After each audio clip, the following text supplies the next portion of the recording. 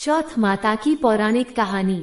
एक सेठ सेठानी थे, उनके एक बेटा और बहू थे।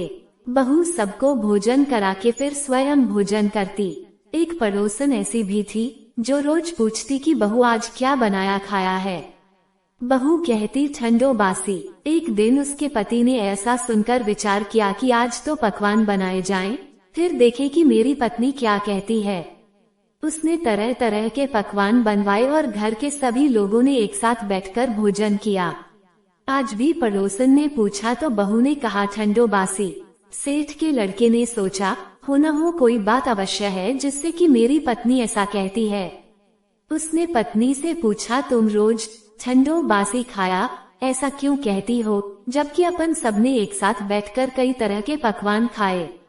उसकी पत्नी बोली अपन जो खा रहे हैं वह बाप बूढ़ों की कमाई है। जिस दिन आप कमा कर लाओगे उस दिन मैं समझूंगी कि ताज़ा भोजन कर रहे हैं। अब एक दिन लड़के ने माँ से कहा मैं एक बड़े शहर में कमाई करने जा रहा हूँ।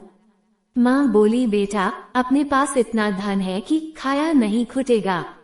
माँ के मना करने पर भी बेटे ने स्वयं कमाने का दृढ़ निश्चय कर लिया और जाते समय पत्नी से कहा मैं जब तक कमाकर बहुत सा धन लेकर न आऊं तुम चूल्हे की आग मत बुझने देना। एक दिन चूल्हे की आग बुझ गई तो वह मन ही मन घबराने लगी, कहीं मेरे पति पर संकट तो नहीं आन पड़ा। जल्दी से पड़ोस में से आग लाकर चूल्हे में रख दूं, ऐसा विचार करके पड़ोस में गई। वहाँ पड़ोसन चौथ माता का व्रत पूजन कर रही थी। पड़ोसन ने कहा थोड़ी देर में आकर ले जाना। बहू ने पड़ोसन से पूछा आप यह व्रत क्यों करती हैं, इससे क्या मिलता है। पड़ोसन ने कहा चौथ माता के इस व्रत को करने से अन्न लक्ष्मी मिले और अपनी मनोकामना पूरी हो। अब बहू भी चौथ माता का व्रत करने लगी। दीवार पर चौथ माता बनाई। उस दिन घी गुड़ का चूरमा बनाकर रात्रि को चंद्रमा को अर्घ्य देकर भोजन करती। ऐसा करते करते बहुत दिन हो गए। चौथ माता ने उस बहू के पति को सपना दिया कि साहूकार का बेटा तू जागे कि सोवे, तेरी पत्नी बहुत याद कर रही है, घर जाकर उसकी चिंता मिटा। तू दुकान खोलकर कंकु केशर का पगलिया बना के बैठ जाना, आज तेरा हिसाब किताब चुकता हो जाएगा। अब तो चौथ माता ने जैसा कहा था वैसा ही हुआ। उसने घर जाने की तैयारी की और गाड़ी भर के धन दौलत लेकर चल दिया। रास्ते में एक बड़ा सा काला नाग फल फैलाए बैठ गया और कहने गला आज तो मैं तुझे डिसूंगा, छोड़ूंगा नहीं, आज तेरी आयु पूरी हो गई है। सेठ ने लड़के से कहा आज चौथ माता ने मुझे सपना दिया तो मैं पत्नी से मिलने घर जा रहा हूँ, वहाँ मेरी पत्नी बहुत चिंता कर रही है, मैं उससे मिलकर जरूर आऊंगा, तब तुम मुझे दस लेना।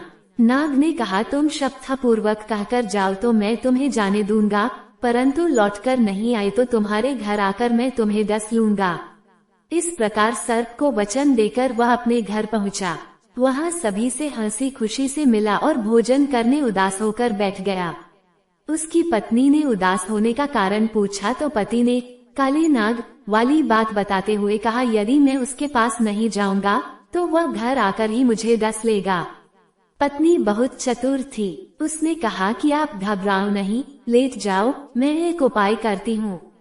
पत्नी ने कमरे की 7 पेड़ी सिराव धोई। पहली पेड़ी पर रेत, दूसरी पर इत्र, तीसरी पर गुलाल फूल, चौथी पर कंकु केशर, 5वीं पर लड्डू पेड़ा, 6ठी पर गादी गलीचा और 7वीं पेड़ी पर दूध का कटोरा भरकर रख दिए। इस प्रकार वह 7 ही पेड़ी सजाकर बैठ गई। आधी रात होते ही नाग आकर पेड़ी चढ़ने लगा। पहली पेड़ी पर रेत में लौट गया और कहने लगा कि सेठ की बहू ने आराम तो बहुत दिया, पर वचनों से बंध कर आया हूँ, सो डसूंगा अवश्य ही। इसी प्रकार 7 पेड़ियों पर नाग आराम करता हुआ और कहता हुआ कि डसूंगा जरूर, कमरे में जाने ही वाला था कि चौथ माता ने विचार किया कि मैं इसे नहीं बचाऊंगी तो संसार में धर्म कर्म और व्रत पूजन को कौन मानेगा। अब तो गणेश जी, चंद्रमा जी और चौथ माता ने उसे बचाने का विचार किया। चंद्रमा जी ने उजाला किया, चौथ माता ढाल बनी और गणेश जी ने तलवार लेकर नाग को मार दिया और ढाल से ढांक दिया।